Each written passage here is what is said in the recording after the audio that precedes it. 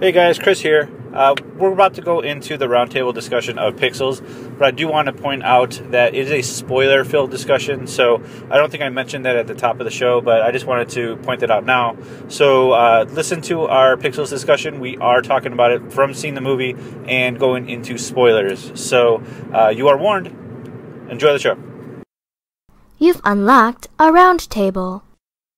Welcome to the roundtable discussion of Pixels, the new Adam Sandler movie that has came out this weekend, and Alex and I forced ourselves to watch this movie because video games, right? Video games. Yes, because of video games. Obviously, Lost Level does video game and movies, so this fits perfectly with it, right? It's just a happy marriage between the two. So this is the first time we're driving home from it, so I haven't really gathered my thoughts on this yet, but we wanted to try to get it as fresh as possible so we can get this out as soon as possible. So why don't we just dive in? Okay, yeah. So essentially the idea behind it is for some reason, unexplained reason, we decide to launch a video of us playing video games into space. Because that's what we do, right? That's a very 80s thing to do. I know It sounds like a badass thing to do. Like, hey, here's this badass video game challenge, and guess what? We're gonna shoot that image out into space. Right. Well, apparently we launched like a golden record full of sounds of Earth. Right. Into space at one point. So this is taking that concept and turning it into video games? Well, we did even before that. I mean, Nazis shot their speeches out into space. So like the first images that could be received by an alien race could possibly be Nazi propaganda. All right, well that's kind of frightening. But anyways, outside of that fact, aliens got a hold of this video of us playing video games and misconstrued it as a declaration of war, so now they're invading Earth via these video game creatures. So you have Centipede, you have Pac-Man, you have Donkey Kong, and Galaga. And Arkanoid. And just a whole amalgam at the end of everything. Yes, everything 8-bit. Even Mario makes an appearance, sadly. Did he? Yeah. Little 8-bit Mario ran across the street. Oh, I didn't even see that. During the chaos. Oh, see, there was too much going on at that point that you couldn't really notice. But anyways, the very beginning of this movie is hitting the nostalgia button pretty hard for anybody who grew up in the 80s. Yeah, you know, your buddy rolls up on his bike, says, hey, the new place just opened, and it's just an arcade, and that's like the greatest thing ever for kids in the 80s. I was a child of the 80s, and definitely spent a lot of time, you know, pumping quarters into games and playing those classics. So obviously this was trying to draw that nostalgia factor. Huge into the summer, I guess. This is the summer of nostalgia. Yeah, it is, isn't it? There's just a whole bunch of like old 80s, 90s stuff that's coming out that people are like, hey, remember this stuff when you loved it as a kid? Here it is again. And Pixels just kind of does the same exact thing, where it just... I mean, granted, a different twist than Terminator, Genesis, and Jurassic Park, because it's taking IPs that weren't originally in this medium and giving it to us in a different way. Yeah, and apparently Hollywood loves Q*bert, because Q*bert was obviously one of the big roles in Wreck-It Ralph. That's right, he was. I forgot about that. And now, again... It's probably because he curses. In Pixels, so people just love Q*bert. I don't know. Right. I'm sure if I had the time to think about this, I would immediately say another childhood thing that I loved, but Q*bert, I don't know. Right. So, right off the bat, I felt like there were actually some good goofs at the very beginning. I laughed out loud at a few parts.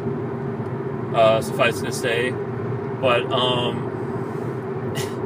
once stuff starts happening, it just kind of falls apart. Yeah, when you get introduced to Adam Sandler and his lines, it's Adam just being Adam and trying too hard and missing a lot of jokes. and I thought that the script really faltered in that regard.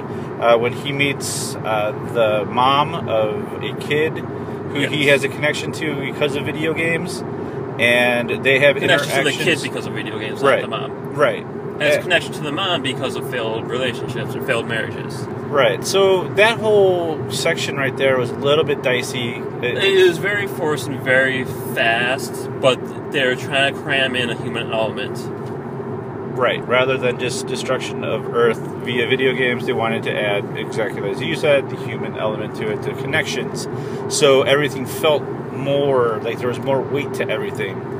And we're introduced to just those characters, and the President of the United States happens to be Adam Sandler's best friend from school, from childhood. So he naturally has a great relationship with the president, and is in on all these secret meetings because everyone seems very accepting of the fact that video games are invading, like quickly, like to a stupid amount.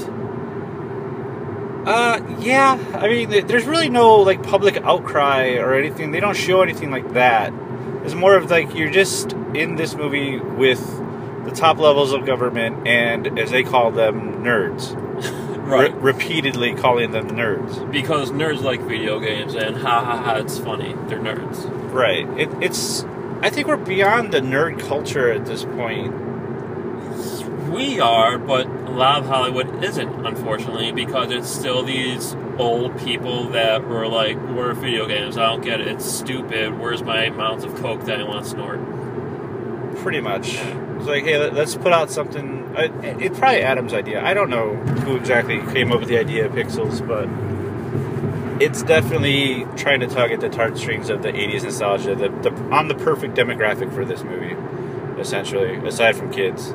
Which there weren't that many kids in the theater. No, there weren't, but I'm not sure how much it really draws towards kids, because, I mean, aside from Donkey Kong and maybe Q*bert, there's not enough things that kids would recognize. You know what? That's a very valid point. I recognize a lot of the stuff because I grew up with those arcade games. But even the kid in the movie makes a point of, so you played these games because there was patterns and that was fun to you, but I'm playing these games and they showed The Last of Us.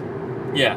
A very human game, a very immersive game. Right, a different type of game that kids relate to now. So I could, yeah, you know what, you're right.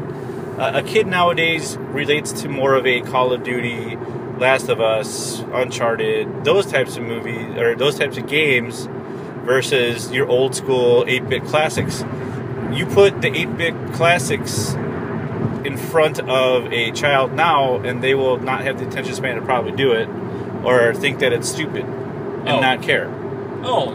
I'm not saying everyone, right, but I'm saying a larger percentage of them would just not understand the appeal to them because of the way that we've evolved, and graphically, storytelling-wise, how the medium has progressed over the last 30, 40 years. Vastly different gameplay that they're not used to and don't understand the appeal to, and essentially how it helped shape the genres of today. Yeah, those games were hard back in the day. Everybody knows that. God, yeah. You know, for our older listeners, obviously you know the struggle of Teenage Mutant Ninja Turtles on the NES. You know the struggle of all these games that were just built to demolish you. They are like the equivalent of like Dark Souls kind of today, but at least Dark Souls, once you learn the patterns, you can get through it. Those games are just there to be quarter suckers. Yes. They just wanted your money, so they make these games really hard and really like difficult to play, so you just be popping quarters in nonstop. So, yeah, you're right. I think that I'm sadly the demographic for this movie, which is weird to say. It's just a very niche demographic at this point. Wow. So it's hard to say who this, outside of you and other people like you, there is not a wide audience for this. And which sadly is a big falter in its development. Right. Yeah, I don't know how I feel about it. The story is the pacing is very fast to a point where everything feels like it's unfolding naturally. Yeah. Unnaturally. Unnaturally. Yes. Where it just a whole bunch of stuff gets thrown together, piece by piece. Immediately, everything that you kind of touched on is just accepted. Like, right. Now we have these Navy SEALs trying to battle centipedes, and obviously they can't do it. They have to have the nerds join in. They make it a point to, like, say, let the nerds do it, which that bothered me. But, like, whatever. Right. So now it's up to, what are they called? The arcaders. The arcaders, who have their own jumpsuits already. Yeah, because they just have those. And light cannons, because, we could develop we that were technology developing those beforehand. in one day. Mm-hmm. Yeah, so we had the technology to defeat these aliens. I thought it was kind of interesting that this alien race did take our stupid arcade games as an act of war and challenge us. Yeah, well, they needed to make the movie somehow, so they had to cram in these motives at some point. Right, so they made it like this huge challenge between the aliens and the humans, but they kind of contradict that by saying, like, having Hubert having dialogue saying, "Oh, we were a peaceful race until we got your message, and then now we became a giant bunch of assholes. But instead of just coming to our planet to destroy it, we challenge Earthlings to this battle royale type of thing," which doesn't make sense. No, it doesn't. Because if they were a peaceful race, then why the hell would they do that? Exactly. I mean, if anything, they would have prepared for it and, try to build defenses rather than offenses. You just completely demolished that whole entire thing by saying that Hubert having that one line saying we were a peaceful race. It's like, all right, then why? Because movie. The movie needs to go on. Right, because movie, exactly. We need a premise, and this is our premise, and this is how we... And you know what? Fuck it. That line of dialogue was delivered by Hubert, so I'm pretty sure it's pretty dismissible at this point. Well, everything in this movie is dismissible, and it doesn't follow its own rules or does anything. Does it have rules? Who knows? The aliens are destroyed. Hubert still survives because he's a trophy, but then Hubert has this ability to morph into a blonde, attractive girl from a game that was made up. Yeah, because of the one character played by Josh Gad, who was a conspiracy theorist and oh god, like a laughable one. That was like a Hollywood's idea of a conspiracy theorist, making sure that they point out that it's so over the top, tongue in cheek that a conspiracy theorist is just so batshit crazy. Yes, because there's pyramids underneath the Hoover Dam or whatever he said. And JFK shot first. Yes. I cringed a couple times during this movie, and that line was definitely one of them. Wow. It just... The archetypes of the characters were pretty one-dimensional. And... Yeah, it was. There's no character development at all. Yeah, it's like... I mean, even the friendship that they developed with that Josh Gad character, it was just very like, oh, you're a nerd? Well, let's be friends. And then all of a sudden they're friends. And then all of a sudden he pops up in the back of Adam Sandler's van and decides to be friends again after years of being apart. Carrying chloroform. Yes. Just in case Adam doesn't agree to listening to hear him out. But everyone's willing to hear everything out of this movie because fuck logic. Right. And then you have Brian Cox playing a military general or something and immediately hating on Kevin James's presidency because the nerds are winning and he wants to be more involved in the military. Yeah. Some shit. Whatever. Yeah, his scenes were stupid. They show him stewing because the president's popularity has risen because the nerds they show him stewing because they're being successful. And he says this line, it's like, I don't know what's worse. We fail or they actually pull this off. And it's like, why are you so butthurt about this? Because the military is not doing it. He has no say in any of this. They gave it to the nerds, Alex. Come on. Oh, I know. How dare us?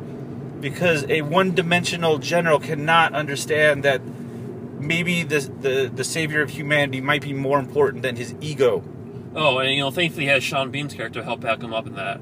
Yes, a cameo by Sean Bean. Yeah. There's a lot wrong with this movie. Oh, a lot. Yes.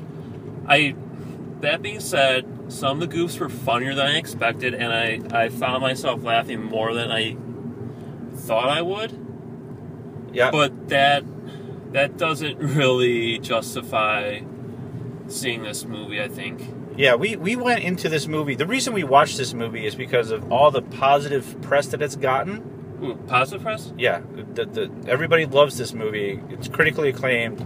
Probably the best movie ever made. Oh, okay. You're being sarcastic. I got you. No, it's getting blasted by everybody. Film critics, game critics, everybody alike has pretty much just bashed the shit out of this movie.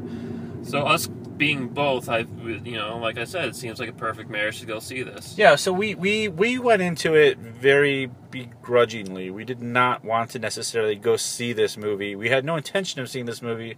But again, kind of like what we did with our Spy Roundtable, we're like, all right, Spy got like a 95 or some shit on Rotten Tomatoes. Like, what the hell is that about? So we went to check that out. But we knew that we had to go see this just so we could talk about it and maybe save some people who are listening to our show from watching that movie, thinking that it's going to be fun to have a couple beers and just blast the shit out of this movie for like 25 minutes. And that's the thing. It's not bad enough that's laughably bad. It's not self-aware enough at some point as something like Sharknado. Right. It's just bad. It's just, yeah, it's not even like a fun bad. It's just there. It exists. Is it an atrocity? Is it going to offend gamers alike? No. No, yeah, I wasn't offended. I wasn't... The reviews, the one-sided reviews that I've read are really just against, like, the whole bash of the culture, saying that it's like this, it's just offensive to gaming culture. I don't see that at all. It's an homage to it, maybe. Maybe homage is not the right word, but it's definitely a positive nod, just not done well. Right. Because it tries to glorify the quote-unquote nerds by, having them be the heroes, but in the end, there's very little human element to it, and very little story that really unravels it and gives it any heart. Right. It doesn't offend gaming culture by taking characters that you love and changing them for a Hollywood reason. Kind of like what you heard the Uncharted movie originally was supposed to be, with a family of thieves. Just yes, it is faithful to the IP, the original properties of it. See, that would be more offensive to me, where you take a beloved gaming franchise and just completely shit on it, and just slapping the name on it. And slapping a name on it so Hollywood could make some money. That's more offensive to me than something like this. This tugs at the 80s nostalgia to it, doesn't dwell too long in it, but you just have a whole bunch of video game stuff that's around. It's an interesting premise. For the most part, it makes me want to see the original short that it was developed off of. I will say that. Right. Yeah, so that you got the Happy Madison treatment. If you like Adam Sandler jokes, like Grown Ups, that type of Adam Sandler, you'll probably like this movie then. I mean, in all honesty, it's kind of like that. It's not Jack and Jill Sandler, where it's just like, what the fuck? See, I don't even have a reference for that, so thankfully. It's more... It's not like old school Sandler, like, the Billy Madison, Happy Gilmore. It's not that. No, it's not that. It's the more mature Sandler, where he just says a couple dumb lines. Sometimes they're funny, sometimes they're just like, but I don't know. Like, it's hard to gauge this movie to say, go watch this because it does these things right. Right. But it's hard to shit on it saying it does these things wrong. It does some things right, it does some things wrong. So ultimately, yeah, like you said, it just kind of exists out there. Yeah, it's like it's not one of those F movies where I was expecting to watch this movie saying it's going to be nominated for 10 Razzies. Right. That's what I kind of expected. I walked out of that theater thinking this is like a C movie, just an average. It is a total average movie. It is like if you're hungover on Sunday morning and it is on TBS or TNT or anything like that. Okay, keep it on. It's enough to kind of be there to grab your attention for a little, but it's nothing that really gets you super involved. Yeah. So like overall, it's average. It's just there. Yeah. I wouldn't bash it nearly as much as a lot of gaming websites have been bashing it, or as many film critics. I wouldn't go that far because I don't think it's that offensive. Really, No, it's not. I think that people are really kind of being overly critical. Just because I feel like it's Adam Sandler, and he's been doing those shit movies lately. I mean, we rolled our eyes before we watched this movie, like, oh god. And you know what? I remember, seeing the original theaters, going, I would totally see this movie if it wasn't for it being an Adam Sandler movie. And really, its fault isn't being an Adam Sandler movie; it's just not being a spectacular one. Yeah, if it had a better script and a more interesting type of character development, I think this would have actually been kind of successful. If things were fleshed out more, it could have been good. Yeah, so that's the problem with it. It doesn't have any feel to it. It doesn't have any weight to it. All of a sudden, in the scene where Adam defeats the last life of the Pac-Man, he walks out of a parking garage, and all of these all these like just extras walk up to him, congratulating him in a like he just defeated the alien threat. It just doesn't feel like. Well, where are all these people before? Like, where's the weight of these people like watching in peril? Like, oh my God, there's no weight to it. It's just like, yay, you saved us, thank you, and that's it. It's very, there's no feel to it. It's just vanilla. Very. So, I mean, take that for what you will. It's not a great movie. It's not an awful movie. It's there. Yeah. So maybe younger generations might take offense to it, thinking that it's a rip on video games, and they should be offended by it. But realistically, no. Don't be offended by it. It doesn't shit on stuff as much as other things that we've heard in the video game industry. Resident Evil movies are more offensive than this, even though those might be huge blockbusters, huge, like just fun, tongue-in-cheek. Like they have nothing to do with Resident Evil games. Like let's not kid ourselves. But that's what Hollywood's... There's zombies and characters have similar names. That's Hollywood's interpretation of it. That shits on video games more than this movie does. Yeah. So, take that for what you will. I thought it was just average. Alex? Once again, kind of just average. All right. Thanks for listening. Actually, our next podcast is going to be the Sharknado 3. Yeah. Oh, hell no. Oh, hell no. Yeah, obviously, Sharknado is its own cultural phenomenon at this point. And we decided, fuck it, we'll just watch it. I mean, we watched the first two just in amazement, and everybody still talks about these. So we'll just talk about that in our next roundtable discussion. So look out for that hopefully next week or sometime during this week.